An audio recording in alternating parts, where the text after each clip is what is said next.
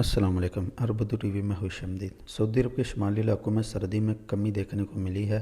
شمالی علاقوں میں موسم سردی سے گرمی میں تبدیل ہو رہا ہے۔ گزشتہ ہفتے سعودی عرب کے شمالی علاقوں میں برف باری کی وجہ سے دوبارہ سردی شروع ہو گئی ہے۔ سعودی موسمیات کے قومی مرکز کا کہنا ہے کہ مملکت کے بیشتر علاقے پیر تک بارش اور گرد و غبار کی زد میں رہیں گے۔ گرج چمک کے ساتھ بارش کا بھی امکان ہے۔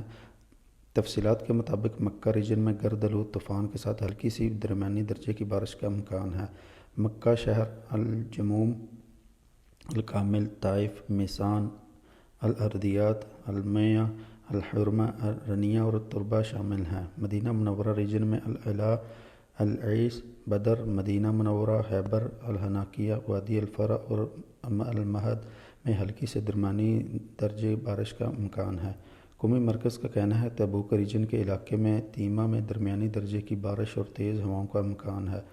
دارالحکومت ریاض، حائل، نجران، مشرقی ریجن، شمالی حدود ریجن، الجوف، الباحر اور جازان کے علاقوں میں گرد آلود ہواؤں کے ساتھ ہلکی سے درمیانی درجے کی بارش متوقع ہے۔ سعودی ماہر موسمیات ڈاکٹر خالد الزاق کا اس بارے میں کیا کہنا ہے؟ سب سے پہلے یہ ویڈیو دیکھ لیں، پھر تفصیل ہفتے شیئر کرتے ہیں۔ دكتور سم مسك بالخير الله يخليك يا وش باقي من البرد؟ توه البرد توه البرد نعيد ولا في برد؟ البرد القوي راح، لكن باقي قبلات شتويه. القبلات الشتويه ما رايح يطلع البرد لانه يحبنا، الا هم قبلنا قبلات. القبلات هذه خفيفه، القبلات هذه عساها مستمره بليالي العيد، لكن نهار العيد لا نلبس صيفي.